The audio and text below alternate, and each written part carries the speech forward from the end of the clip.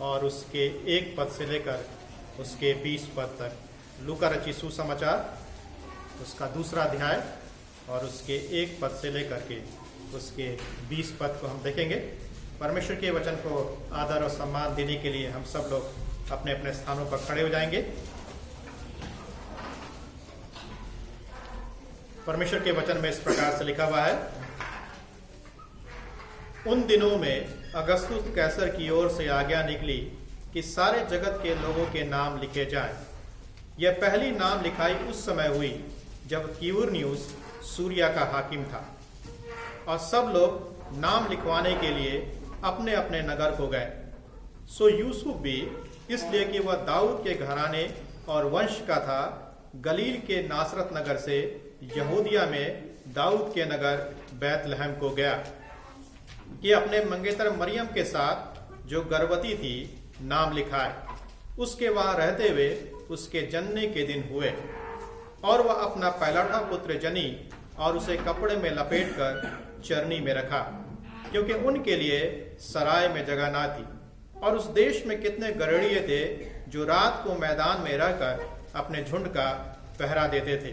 और प्रभु का एक दूत उनके पास आ खड़ा हुआ, और प्रभु का तेज उनके चारों ओर चमका, और वे बहुत डर गए। तब सरदूत ने उनसे कहा, मत डरो, क्योंकि देखो मैं तुम्हें बड़े आनंद का सुसमाचार सुनाता हूं, जो सब लोगों के लिए होगा, कि आज दाऊद के नगर में तुम्हारे लिए एक उद्धारकर्ता जन्मा है, और यही मसीह प्रभु है। और इसका तुम्हारे लिए यह पता है कि तुम एक बालक को कपड़े में लिपटा हुआ और चरनी में पड़ा पाओगे। तब एकाएक उस स्वरदूत के साथ स्वरदूतों का दल परमेश्वर की स्तुति करते हुए और यह कहते हुए दिखाई दिया कि आकाश में परमेश्वर की महिमा, और पृथ्वी पर उन मनुष्यों में जिनसे वह प्रसन्न है शांति हो। जब स्वरदूत उनके पास से स्वर्ग को चले गए, तब गड़ेड़ियों ने आपस में कहा, आओ हम बैतलहम जाकर यह बात जो हुई है और जिसे प्रभु ने हमें बताया है देखें। और उन्होंने तुरंत जाकर मरियम और यूसुफ को और चरनी में उस बालक को पड़ा देखा। इन्हें देखकर उन्होंने वह बात जो इस बालक के विषय में उनसे कही गई थी प्रकट की, और सब सुनने वालों ने उन बातों से जो गड़ेड़ियों ने उनसे कही आश्चर्य किया। परंतु मरियम ये सब बातें अपने मन में रखकर सोचती रही, और गड़ेड़िए जैसा उनसे कहा गया था वैसा ही सब सुनकर और देखकर परमेश्वर की महिमा और स्तुति करते हुए लौट गए। यह परमेश्वर का जीवित वचन है। आप सब अपने स्थानों पर बैठ सकते हैं। प्रार्थना करेंगे। परमेश्वर पिता, हम धन्यवाद देते हैं कि हम सब आज आपके जीवित वचन को सुनने के लिए आपके भवन में उपस्थित हुए हैं, और धन्यवाद करते हैं कि आपने हमें भी जीवित रखा है ताकि हम उस जीवित वचन को सुन सके, जिसके द्वारा से आपने हमारे जीवनों को बचाया। हम चाहते हैं कि आपका वचन आज हमारे जीवन में उस अच्छी भूमि के समान फल को लाने वाला हो सके। जब बीज बोने वाले ने वचन के बीज को बोया, तो बीज अच्छी भूमि में गिरा और 100 गुना, 60 गुना और 30 गुना फल लाया। आपका वचन आज हमारे जीवन में आदर और महिमा को प्राप्त करने वाला हो सके। आप हम सबकी सहायता करें, मदद करें। विशेष करके प्रभु जी, आपके भवन की हम गरिमा को ध्यान में रखने वाले हो सके, हम सावधानी से बैठने वाले हो सके, सचमुच में हम आपकी तरफ अपने ध्यान को केंद्रित करने वाले हो सके, और आपको, आपके भवन की पवित्रता को, आपकी उपस्थिति को हम अपने जीवन में कभी भी हल्के रूप में ना लें। आप हम सबके जीवन में अपने डर को दे, भय को दे, अपने आदर को दे, सम्मान को दे। प्रार्थना को प्रभु यीशु मसीह के नाम से मांगते हैं, आमीन। पिछले रविवार जब हम लोग परमेश्वर के वचन से देख रहे थे, तो हम लोगों ने इस बात को देखने का प्रयास किया कि हमें परमेश्वर को क्यों धन्यवाद देना चाहिए। जब कोई मनुष्य हमारे जीवन में अच्छा करता है, तो हम कई दफा उसको धन्यवाद देते हैं। यदि हम आज के युग की बात करें, आज के युग में यदि कोई व्यक्ति आपको काफी सारे पैसे दे दे, जिससे आपके बहुत सारी आवश्यकताएं, आपकी जरूरतें पूरी हो जाए, आप उसके प्रति पता नहीं कितनी बार धन्यवादी होंगे, कितनी बार आप उसको धन्यवाद बोलेंगे। लेकिन उस परमेश्वर को जिसने आकाश और पृथ्वी को बनाया, जो स्वर्ग का बनाने वाला परमेश्वर है, हमारे जीवन का रचयिता है, हमारे जीवन को बनाने वाला परमेश्वर है, उसके इतने सारे उपकार हमारे जीवन में है, लेकिन हम उसके प्रति कभी भी धन्यवादी नहीं होते। किसी ने इस प्रकार से कहा है, यदि सारा आकाश कागज बन जाए और सारा समुद्र स्याही बन जाए और इस संसार के सारे पेड़ पौधे कलम बन जाए, फिर भी हम परमेश्वर के जो उपकार है वो कम पड़ जाएंगे, हम उसको लिख नहीं पाएंगे। इतने सारे उपकार हैं परमेश्वर के हमारे जीवन में, लेकिन हम फिर भी परमेश्वर के प्रति धन्यवादी नहीं होते। हम मनुष्यों के प्रति धन्यवादी होते हैं, लेकिन हम परमेश्वर के प्रति धन्यवादी नहीं होते। तो पूरे विश्व में पिछले महीने का जो अंतिम रविवार था, उसको धन्यवादी रविवार के रूप में क्या किया गया, मनाया गया। अब हम दिसंबर के महीने के पहले सप्ताह में हम क्या कर चुके हैं, प्रवेश कर चुके हैं, और इस पहले सप्ताह के पहले रविवार को आगमन के रविवार के रूप में पूरे विश्व में क्या किया जाता है, मनाया जाता है। इसीलिए आज के संदेश का जो शीर्षक है उसी को ध्यान में रखते हुए रखा गया है। जो मुख्य विषय है वो इस प्रकार है कि प्रभु यीशु मसीह इस संसार में क्यों आए। परमेश्वर का पुत्र, स्वयं परमेश्वर, संसार का बनाने वाला, हमारे जीवन और आपके जीवन का बनाने वाला परमेश्वर, उसको क्या आवश्यकता पड़ी कि वो मनुष्य का रूप धारण करके इस पृथ्वी पर आया। प्रभु यीशु मसीह इस संसार में क्यों आए। कई दफा लोग हमसे इस प्रश्न को करते हैं कि प्रभु यीशु मसीह इस संसार में क्यों आए। हम इस प्रश्न का जवाब नहीं दे पाते। उसका कारण यह है क्योंकि इसका उत्तर हमें नहीं मालूम, और हो सकता है कि हमने अपने जीवन में इस बात का कभी भी पता लगाने का प्रयास ही नहीं किया कि प्रभु यीशु मसीह इस दुनिया में क्यों आए। यदि हमें पता ही नहीं है कि प्रभु यीशु मसीह इस दुनिया में क्यों आए, संसार का उद्धारकर्ता, संसार का बनाने वाला, हमारे और आपके जीवन को बचाने वाला, मनुष्य का रूप धारण करके इस पृथ्वी पर क्यों आया, यदि हमें नहीं मालूम है तो हम दूसरों को भी नहीं बता सकते। परमेश्वर के एक दास ने इसको इस प्रकार से बोला है, परमेश्वर का पुत्र मनुष्य का पुत्र बन गया ताकि मनुष्य के पुत्रों को वो परमेश्वर का पुत्र क्या कर सके, बना सके। परमेश्वर का पुत्र मनुष्य का पुत्र बन गया ताकि मनुष्य के पुत्रों को वो परमेश्वर का क्या बना सके, पुत्र और पुत्रियां बना सके। लेकिन हम और आप परमेश्वर के पुत्र और पुत्रियां बनने का प्रयास नहीं करते हैं। हम किसी और के पुत्र और पुत्रियां बने रहने का प्रयास करते हैं। हमें से किसी ने इस प्रश्न को किया होगा, या हमेशा अक्सर हमारे सामने ये प्रश्न आते हैं जब हम सुसमाचार को सुनाते हैं, जब हम गवाही देते हैं, जब हम बातचीत करते हैं, जब हम संगति करते हैं कि प्रभु यीशु मसीह संसार में क्यों आए। कई दफा इस प्रश्न को पूरे साल भर में हम एक ही बार सुनते हैं, दिसंबर के महीने में सुनते हैं। क्या आवश्यकता थी परमेश्वर के पुत्र को, संसार के उद्धारकर्ता को, संसार के बनाने वाले को, जीवन के स्वामी को क्या आवश्यकता थी कि वह इस संसार में आए। बहुत सारे लोग इस संसार में आए, बहुत सारे लोग इस संसार में चले गए। आज हमें उनके बारे में पता नहीं, लेकिन जब हम बात प्रभु यीशु मसीह के बारे में करते हैं तो क्या प्रभु यीशु मसीह भी उन सब में से एक था जो इस संसार में आए, जो इस संसार से चले गए, जो मरने के बाद जी नहीं उठे? क्या प्रभु यीशु मसीह भी उनमें से एक है? क्यों प्रभु यीशु मसीह संसार में आया? क्यों प्रभु यीशु मसीह अद्वितीय है? क्यों प्रभु यीशु मसीह सबसे अलग है? क्यों प्रभु यीशु मसीह संसार का उद्धार करता है? क्यों प्रभु यीशु मसीह पापियों को बचाने के लिए संसार में आया था? क्यों प्रभु यीशु मसीह ने आपको, हमको इस संसार से अलग किया? किसी विद्वान ने प्रभु यीशु मसीह के बारे में इस प्रकार से लिखा हुआ है कि प्रभु यीशु मसीह का जन्म इस संसार के एक छोटे से गांव में, और उस छोटे से गांव के गौशाले में प्रभु यीशु मसीह का क्या हुआ? जन्म हुआ। अभी हम लोग पिछले महीने छुट्टियों में गए थे, अपने घर गए हुए थे, अपने व्यक्तिगत काम से गए थे। तो एक जगह जब हम गए, उस जगह में बहुत सारे मतलब गंदगियां थी जो जानवर लोग करते हैं, ठीक है, उस प्रकार की गंदगियां थी। बड़ा मुश्किल होता था उस सड़क से निकलने में, उस सड़क को पार करने में, ठीक है। देखकर ही अजीब सा लगता था, ऐसा लगता था कि अब उल्टी हो जाएगी।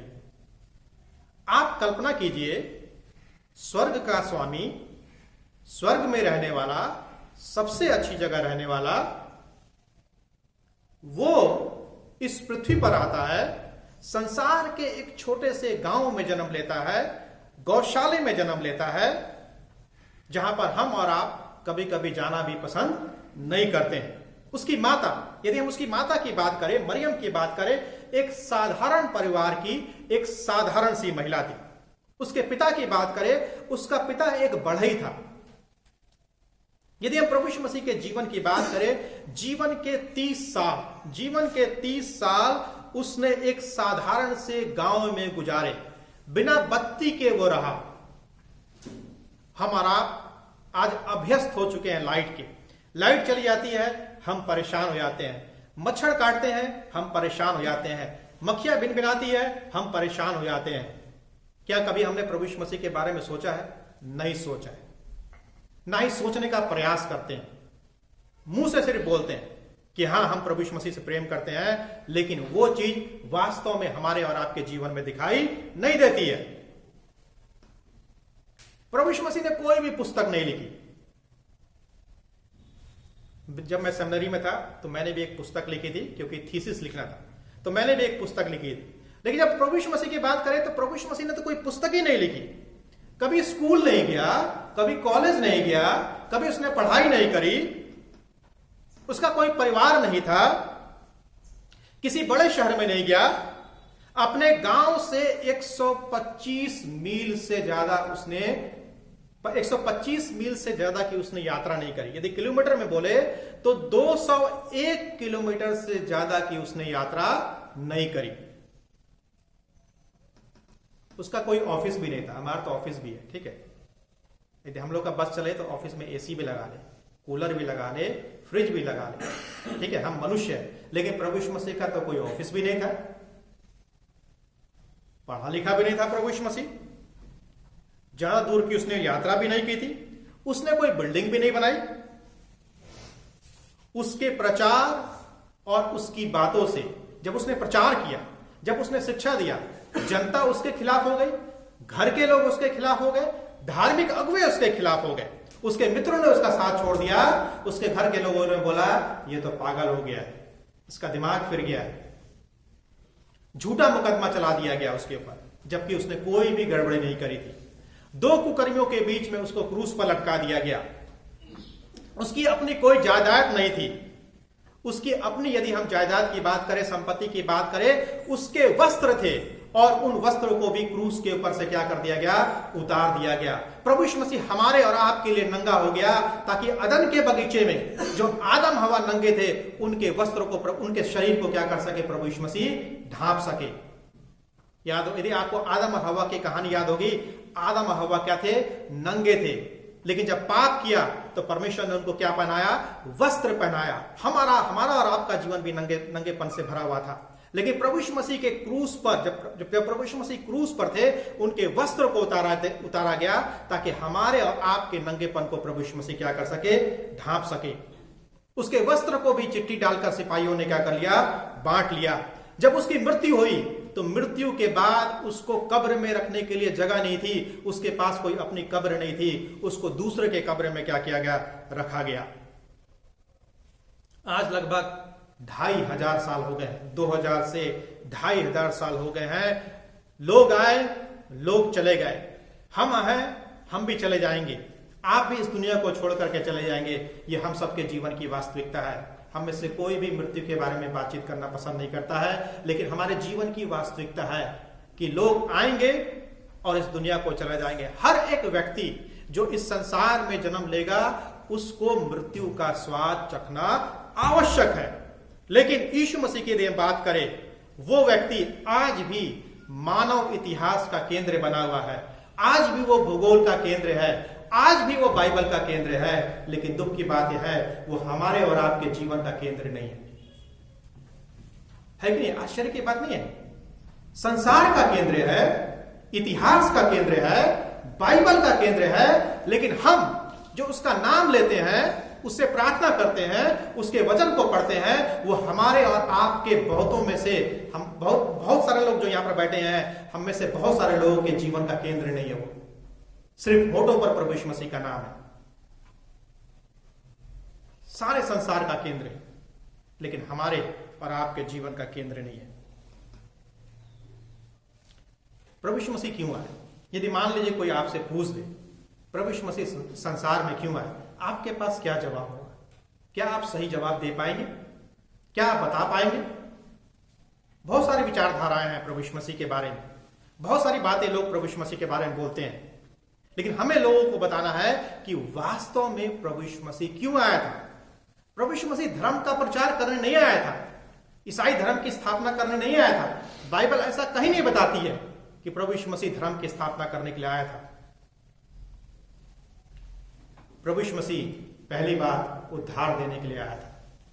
प्रभु यीशु मसीह किस लिए आया था? यदि आपको नहीं मालूम है, यदि आपको किसी ने नहीं बताया, तो आप इस बात को जान सकते हैं परमेश्वर के वचन से कि प्रभु यीशु मसीह इस संसार में उद्धार देने के लिए आया था, मोक्ष देने के लिए आया था, मुक्ति देने के लिए आया था, अनंत जीवन देने के लिए आया था। इसलिए प्रभु यीशु मसीह संसार में आया था, और किसी काम के लिए नहीं आया था, घूमने के लिए नहीं आया था। प्रभु यीशु मसीह कि परमेश्वर पिता से बोल रहा है मैं संसार में जा रहा हूं, थोड़ा घूमने का मन कर रहा है, स्वर्ग में बैठे बैठे बोर हो गया, इसलिए नहीं है, ऐसा नहीं बोला परमेश्वर ने। कई दफा जब विद्यार्थी यहां पर रहते हैं तो विद्यार्थी परेशान हो जाते हैं अंदर आते, ठीक है, तो बाहर जाने के लिए बोलते हैं, थोड़ा बाहर घूम के आते हैं, माइंड फ्रेश करके आते हैं। प्रभु यीशु मसीह से दुनिया में नहीं आया था, प्रभु यीशु मसीह उद्धार देने के लिए आया था, पापों की क्षमा को देने के लिए आया था, अनंत जीवन को देने के लिए आया था, मुक्ति देने के लिए आया था। यीशु मसीह के जन्म से पूर्व स्वर्गदूतों ने पृथ्वी पर आकर क्या किया? संदेश दिया, जिनका वर्णन हम मत्ती के सुसमाचार में 1 अध्याय के 21 पद में पाते हैं। और तू उसका नाम क्या रखना?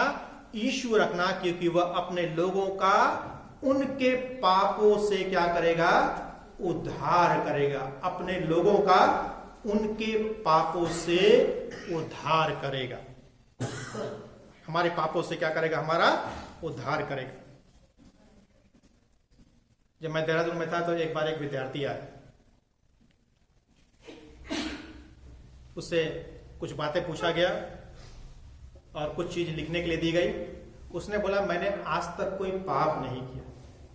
मैंने बोला तो एक ही व्यक्ति को तो मैं जानता हूं उसने कोई पाप नहीं किया, वो है प्रभु यीशु मसीह, और दूसरे तुम हो गए, तुमने तो कोई पाप ही नहीं किया, तुमने तो सबको पीछे छोड़ दिया। संसार के सारे मनुष्य को मानने के लिए तैयार नहीं था कि उसने अपने जीवन में कोई भी पाप किया। कई दफा हमारे और आपके साथ भी ऐसा होता है, हम अपने जीवन के पापों को मानने के लिए क्या होते हैं? तैयार नहीं होते हैं, जबकि हमारा स्वभाव शुरू से ही क्या है? पापी है। पौलुस हमारे स्वभाव के बारे में क्या बोलता है? हमारे जीवन से जो पापी स्वभाव है मरते दम तक समाप्त नहीं होगा, मरने के बाद ही हमारा पापी स्वभाव हमारे जीवन से क्या होगा? समाप्त होगा।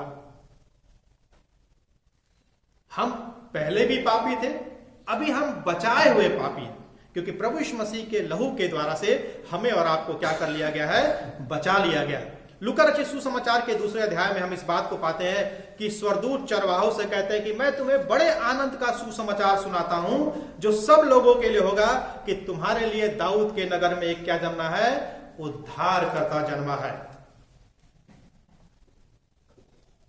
संपूर्ण मानव जाति की आवश्यकता क्या है? यदि संपूर्ण मानव जाति से पूछा जाए कि आपके जीवन की सबसे बड़ी आवश्यकता क्या है, इतनी सारी आवश्यकताएं बता देंगे कि अगर एक पेज आपको दिया जाए A4 साइज का, वो भी कम पड़ जाएगा, क्योंकि इतनी सारी आवश्यकताएं हैं और हमारे जीवन की आवश्यकताएं कभी भी समाप्त नहीं होती है। संपूर्ण मानव जाति की आवश्यकता क्या है? यदि हम संसार की बात करें, क्या संपूर्ण मानव जाति की आवश्यकता क्या यह है कि उनको धन मिल जाए, उनको मकान मिल जाए, उनको रोटी मिल जाए, उनकी बीमारियां दूर हो जाए, उनकी आवश्यकताएं पूरी हो जाए, उनके बच्चे पढ़ लिख ले? हाँ, मैं ये नहीं बोल रहा हूं कि ये आवश्यकताएं जरूरी नहीं है, ये आवश्यकताएं हैं, संसार में हैं और ये आवश्यकताएं जरूरी है। लेकिन क्या वास्तव में यही आवश्यकता जरूरी है? क्या इससे भी बढ़कर कोई आवश्यकता है? परमेश्वर का वचन बताता है कि संपूर्ण मानव जाति को उद्धार की आवश्यकता है, और उद्धार तभी संभव है जब हम पापों की क्षमा को क्या करेंगे? प्राप्त करेंगे। जब तक हम पापों की क्षमा को अपने जीवन में प्राप्त नहीं करेंगे, उद्धार कभी भी संभव नहीं है। हम और आप सोचते हैं कि हमारे जीवन की आवश्यकता कुछ और है। नहीं, हमारे जीवन की आवश्यकता कुछ और नहीं है। इस संसार के हर एक व्यक्ति ने पाप किया है, सिवाय प्रभु यीशु मसीह को छोड़ करके हर एक व्यक्ति जो इस संसार में जन्म ले चुका है, जो जन्म ले चुके थे और जो आने वाले समय में जन्म लेंगे, हर एक व्यक्ति पापी है। हर एक व्यक्ति अपने जीवन में पाप करता है, सिवाय प्रभु यीशु मसीह को छोड़ करके। परमेश्वर जो है पवित्र परमेश्वर है। इसलिए अदन के बगीचे में जब मानव जाति ने पाप किया, आदम और हव्वा ने पाप किया, परमेश्वर से उनका क्या हो गया? अलगाव हो गया। मानव जाति की संसार की सबसे बड़ी आवश्यकता या संसार की सबसे बड़ी समस्या कैंसर नहीं है, एड्स नहीं है, या कोई और बीमारी नहीं है, कोई और समस्याएं नहीं है। हां, यह आवश्यक है। हमारे जीवन में जब बीमारियां आती हैं, परेशानियां आती हैं, समस्याएं आती हैं, हम सब उसके प्रति चिंतित होते हैं। लेकिन क्या यही सबसे बड़ी आवश्यकता है? नहीं। परमेश्वर का वचन बता रहा है पाप हमारे जीवन की सबसे बड़ी समस्या है, क्योंकि पाप हमारी आत्मा को अनंत विनाश की ओर ले जाता है। रोग, बीमारियां मनुष्य के शरीर को प्रभावित करती है, मनुष्य के शरीर को कमजोर करती है, लेकिन पाप मनुष्य के आत्मा को प्रभावित करता है, अनंत विनाश की ओर ले जाता है।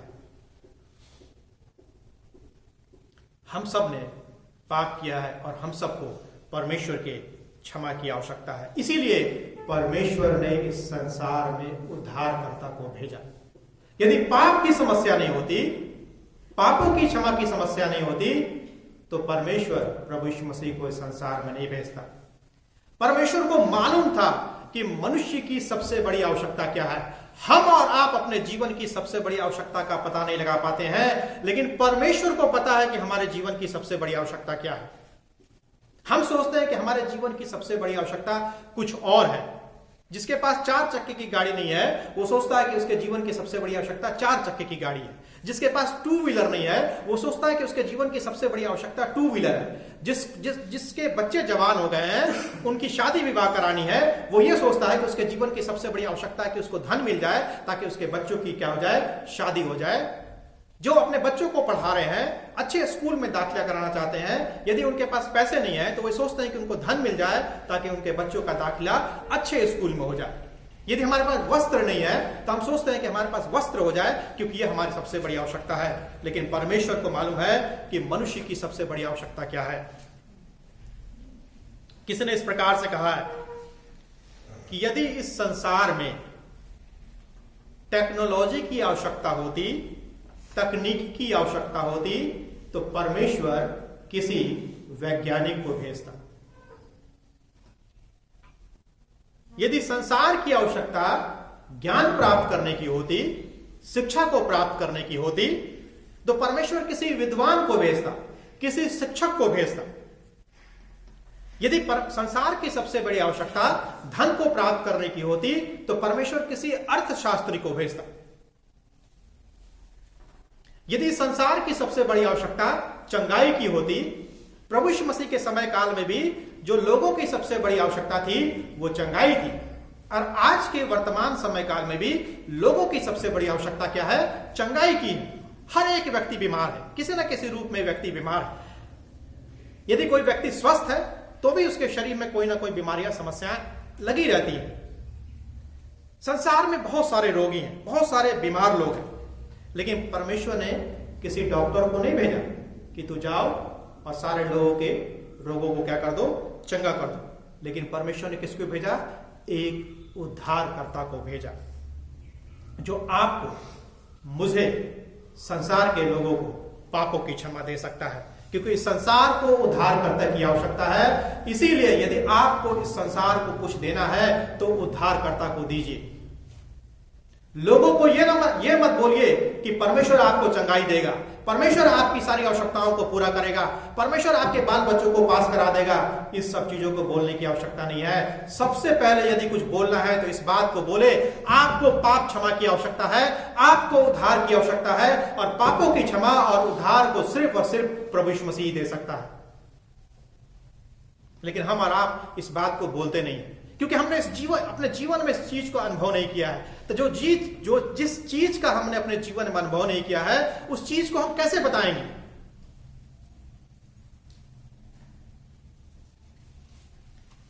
प्रभु यीशु मसीह इस संसार में क्षमा को देने आया था, उद्धार के साथ साथ हमें और आपको क्षमा को देने के लिए आया था। और इस क्षमा को हम धन से प्राप्त नहीं कर सकते, ज्ञान से प्राप्त नहीं कर सकते।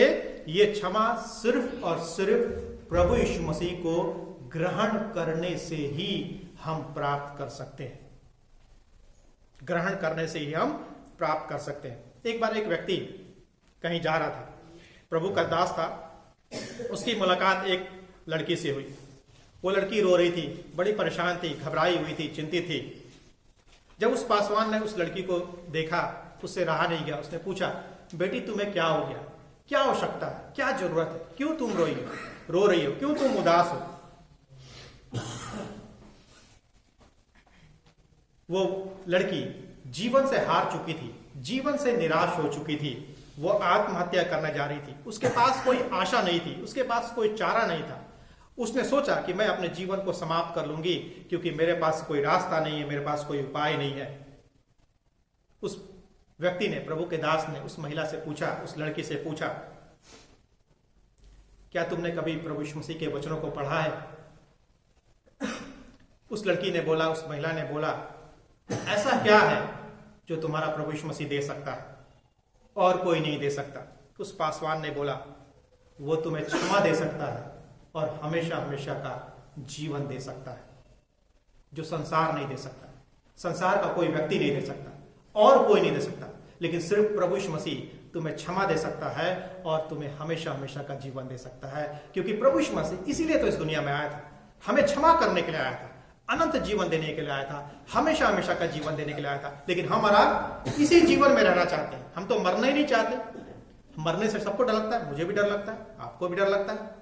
मरने के नाम से ही हम घबरा जाते हैं, परेशान हो जाते हैं। ठीक है, कभी आपने सुना है मृत्यु के बारे में कोई संदेश? यदि कल आप यहाँ पर बोला जाए कि कल मृत्यु के बारे में संदेश दिया जाएगा, कोई नहीं आएगा, बोलेगा पादरी साहब का दिमाग खराब हो गया, मृत्यु के बारे में हम जीने की बात कर रहे हैं, मरने की बात कर रहे हैं। प्रभु यीशु मसीह इस संसार में क्षमा देने के लिए और अनंत जीवन देने के लिए आया था, और सिर्फ वही इस बात की निश्चितता हमें प्रदान कर सकता। दूसरी बात, शांति देने के लिए आया था। यदि हम आज अपने संसार की बात करें, हम सब लोग शांति की तलाश में, परिवार में शांति नहीं, जीवन में शांति नहीं, बाल बच्चों के जीवन में शांति नहीं है। ठीक है, जहां हम रहते हैं वहां शांति नहीं, हमारे देश में शांति नहीं, पूरे विश्व में शांति नहीं। हम सब लोग शांति की तलाश में हैं। परमेश्वर का वचन बताता है कि प्रभु यीशु मसीह संसार में शांति देने के लिए आया था, शारीरिक शांति देने के लिए आया था, आत्मिक शांति देने के लिए आया था, मानसिक शांति देने के लिए आया था, भावनात्मक शांति देने के लिए आया था। किसी विद्वान ने इस प्रकार से बोला है, आज संसार में जितने भी बीमार व्यक्ति पाए जाते हैं, यदि 100 व्यक्ति संसार में बीमार है तो 100 में से 65% लोग या 65 लोग मानसिक समस्याओं से परेशान हैं, यानी शांति ना होने के कारण से परेशान है। किसी के जीवन में आत्मिक शांति नहीं है, किसी के जीवन में भावनात्मक शांति नहीं है, किसी के जीवन में शारीरिक शांति नहीं है, और किसी के जीवन में मानसिक शांति नहीं है। 65% लोग, यदि 100% लोग बीमार हैं तो उसमें से 65% लोग अशांति के कारण से परेशान है, उनके जीवन में शांति नहीं है। मनुष्य के जीवन में घुटन है, मनुष्य के हृदय में घुटन है। हम सब अपने जीवन में कभी ना कभी परेशान होते हैं, निराश होते हैं। लूका रचित सुसमाचार 2 अध्याय के 14 पद में लिखा हुआ है कि पृथ्वी पर मनुष्यों में क्या हो? शांति हो। यशाया 9 अध्याय के 6 पद में लिखा हुआ है, उसका नाम शांति का राजकुमार रखा जाएगा। यूहन्ना 14 अध्याय के 27 पद में लिखा हुआ है, मैं अपनी शांति तुम्हें देता हूं। फिलिपियों 4 अध्याय के 7 पद में लिखा हुआ है, तब परमेश्वर की शांति जो हमारी समझ से परे है, तुम्हारे हृदय और तुम्हारे विचारों को मसीह यीशु में सुरक्षित रखे। हम सब लोग अपने जीवन में शांति की तलाश में, विशेष करके वे लोग जिनके जीवन में शांति नहीं, जिनका जीवन अशांत है, अनिश्चितताओं से भरा हुआ है, कठिनाइयों से भरा हुआ है, परेशानियों से भरा हुआ है, समस्याओं से भरा हुआ है, बहुत सारी पीड़ाओं से जीवन गुजर रहा है, घर में क्लेश है। ऐसा व्यक्ति चाहता है कि उसके परिवार में शांति हो जाए। बहुत सारी समस्याएं हैं, वो व्यक्ति चाहता है कि उसके जीवन में शांति हो जाए। हम शांति को प्राप्त करने की कोशिश करते हैं। हम शांति के लिए कई दफा बाहर घूमने के लिए चले जाते हैं, कई दफा हम शांति के लिए पिक्चर देखने को चले जाते हैं, कई दफा हम शांति के लिए कहीं शांत जगह में चले जाते हैं। कोई तो शांति को प्राप्त करने के लिए नशे का सहारा लेता है, कोई शराब का सहारा लेता है और नशीली वस्तुओं का सहारा लेते हैं। कोई लोग गलत तरीके से संबंध को स्थापित करने में शांति को प्राप्त करने की कोशिश करते हैं। एक व्यक्ति जिसका जीवन अशांत है, जो मानसिक रूप से, भावनात्मक रूप से, शारीरिक रूप से, आत्मिक रूप से जिसका जीवन अशांत है, उसके जीवन में शांति तभी आ सकती है जब परमेश्वर के साथ आपका सही संबंध होगा। जब तक परमेश्वर के साथ आपका सही संबंध नहीं होगा, आप अपने जीवन में शांति को प्राप्त नहीं कर सकते हैं। शांति को प्राप्त करने के लिए परमेश्वर के साथ आपका मेल मिलाप होना चाहिए, परमेश्वर के साथ आपके संबंध सही होने चाहिए, तभी आपके जीवन में परमेश्वर की शांति आ सकती है। अन्यथा आपके जीवन में परमेश्वर की शांति नहीं आ सकती।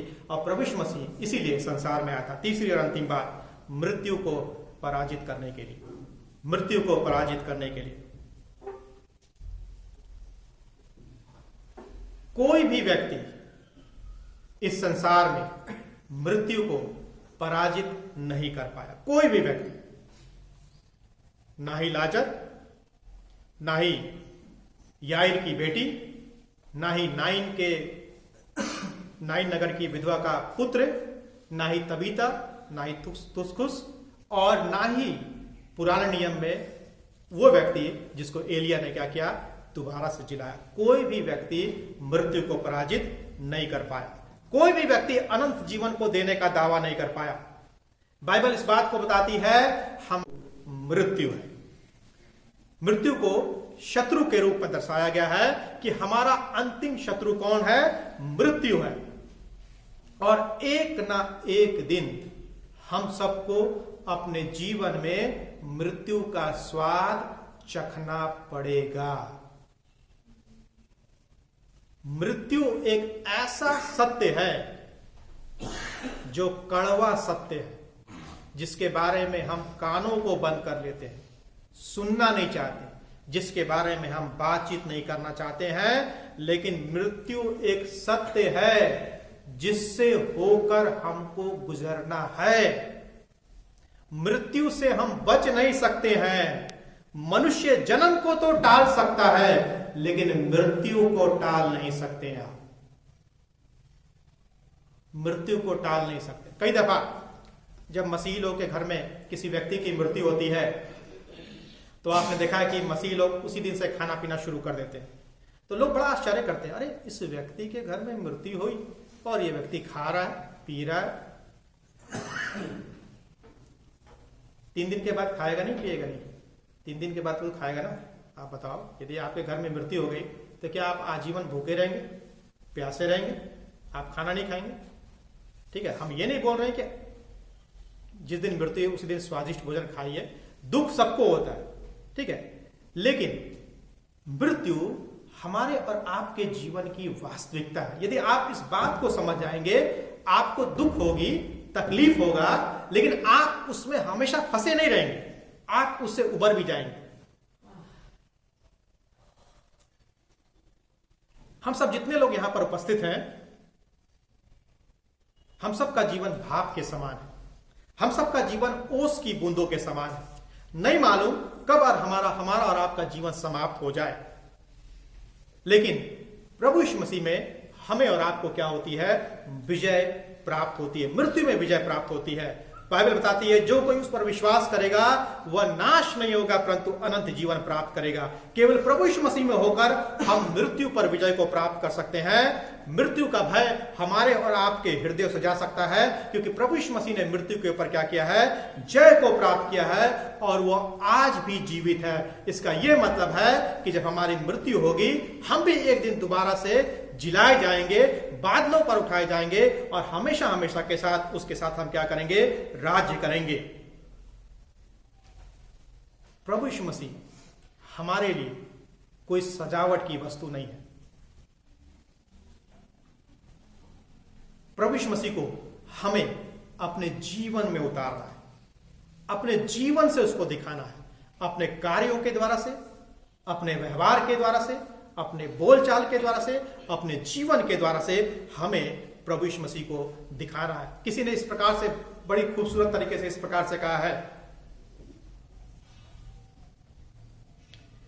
कि आज हम मसीह लोगों के बारे में इस प्रकार से कहा है कि लोग आज यीशु मसीह के बारे में सुनना नहीं चाहते हैं।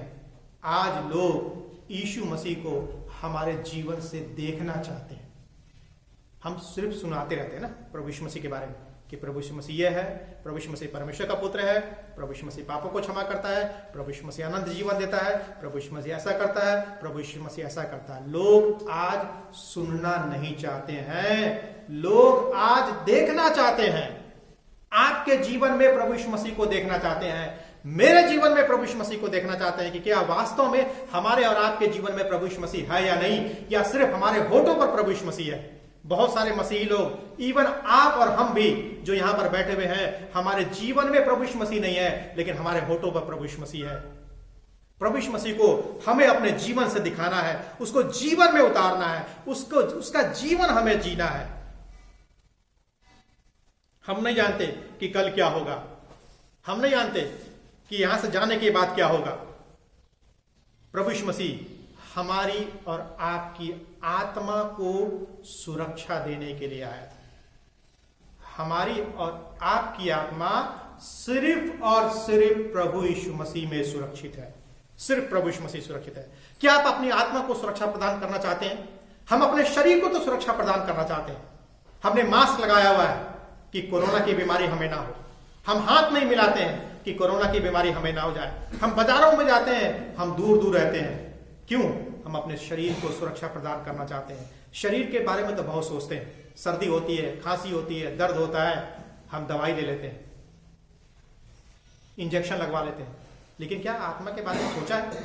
आत्मा के बारे में तो सोचते ही नहीं। क्या सोचना है आत्मा के बारे में? क्या करना है? देखा जाएगा, जब बूढ़े होंगे तब देखा जाएगा। अभी क्या करना? अभी तो जवान है, खाने पीने का दिन, ऐश करने का दिन नहीं। अपनी आत्मा को सुरक्षित रखना है। ऐसा ना हो कि देर हो जाए। इसी जीवन में आपको अपनी आत्मा को सुरक्षा प्रदान करना है, शांति को प्राप्त करना है, उद्धार को प्राप्त करना है। यही इस आगमन के रविवार में, इस क्रिसमस के महीने में प्रभु यीशु मसीह का यही निमंत्रण है कि हम उद्धार को प्राप्त करें, पापों की क्षमा को प्राप्त करें और मृत्यु का भय हमारे और आपके जीवन से क्या हो सके?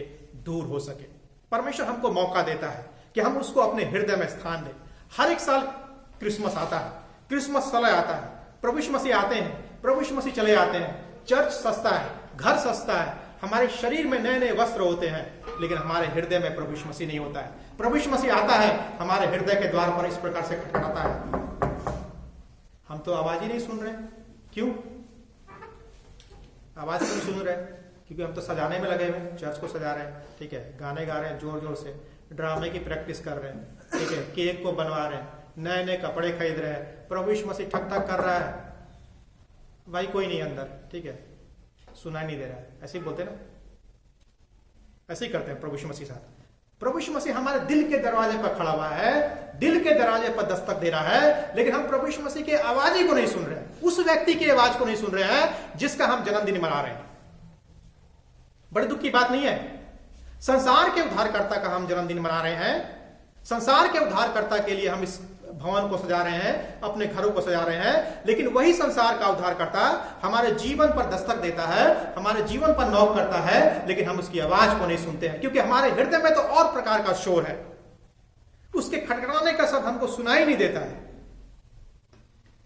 प्रभु यीशु मसीह की आवाज को जीवन में अनसुनी ना करें। प्रभु यीशु मसीह की आवाज को जीवन में कभी भी अनसुनी ना करें, उसके खटखटाने के शब्द को सुने। इस क्रिसमस के मौके पर मैं आप सबको उत्साहित करना चाहता हूं, आप सबको चुनौती देना चाहता हूं कि प्रभु यीशु मसीह की आवाज को सुने। वो आप में से प्रत्येक के हृदय पर दस्तक देना चाहता है, आपके दिल के दरवाजे पर वह खटखटाना चाहता है। क्या आप तैयार हैं उसकी आवाज को सुनने के लिए, अपने हृदय को खोलने के लिए, उसको अपने हृदय में निमंत्रण देने के लिए, या आपने अपने हृदय के द्वार को बंद करके रख दिया है? एक दिन आएगा कि प्रभु यीशु मसीह भी आपके लिए स्वर्ग के दरवाजे को बंद कर देगा, आप भी दस्तक देंगे, प्रभु यीशु मसीह नहीं सुनेगा। यदि आप उसकी आवाज को नहीं सुन रहे हैं, आप उसके खटखटाने को नहीं सुन रहे हैं, आपने अपने हृदय को उसके लिए तैयार नहीं किया है, आपने अपने हृदय को उसके लिए नहीं खोला है, एक दिन प्रभु यीशु मसीह आपको भी नहीं सुनेगा, आपकी आवाज को भी नहीं सुनेगा। वचन में इसका उदाहरण दिया गया है, 10 कुमारी का उदाहरण दिया गया है। हम दुनिया के काम में बहुत बिजी रहते हैं। यदि किसी को चेक करना है कितना बिजी है, उसका फेसबुक देख लीजिए, व्हाट्सएप स्टेटस देख लीजिए, आपको पता चल जाएगा कितने बिजी हैं। ठीक है, प्रभु यीशु मसीह के लिए हम बिजी नहीं है, चर्च में आने के लिए हम बिजी नहीं है, ठीक है, प्रार्थना सभा में आने के लिए हमारे पास समय नहीं है, लेकिन फेसबुक अपडेट करने के लिए समय है, व्हाट्सएप अपडेट करने के लिए समय है, लोगों से मिलने के लिए समय है, लेकिन परमेश्वर के लिए ही समय नहीं है। तो जब आपके पास परमेश्वर के लिए समय नहीं है, तो क्या आप सोचते हैं कि परमेश्वर के पास आपके लिए समय होगा जब वो न्याय करेगा? सोचिए, विचारिए, प्रभु यीशु मसीह को अपने हृदय में स्थान दें। ऐसा ना हो कि आप भी उस सराय के मालिक के समान हो जिसके घर में प्रभु यीशु मसीह जन्म लिया, लेकिन उसको मालूम ही नहीं है कि संसार के उद्धारकर्ता ने उसके घर में जन्म लिया। कहीं देखा, कहीं वचन में पढ़ा सराय के मालिक के बारे में? नहीं लिखा हुआ। यदि वो विश्वास करता तो लिखा होता ना, लिखा ही नहीं है उसके बारे में। सराय के मालिक के घर में संसार का उद्धारकर्ता जन्म लिया, लेकिन सराय का मालिक के बारे में कुछ भी नहीं लिखा हुआ है। वो उसका दर्शन भी शायद नहीं कर पाया, उसके दर्शन से भी वंचित हो गया। शायद हमारे और आपके साथ भी ऐसा ही हो। परमेश्वर हम सबको आशीष दे, परमेश्वर हम सबकी सहायता करे, मदद करे कि हम उसके सत्य को पहचाने, उसको अपने जीवन में ग्रहण दें और अपनी आत्मा में हम उसको उतारें। आइए हम प्रार्थना करें। परमेश्वर पिता, धन्यवाद देते हैं आपका इस समय के लिए, जीवन के लिए जिसे आपने दिया। हम धन्यवाद करते हैं कि आज हम इस बात को जान सके कि आप इस संसार में क्यों आए थे।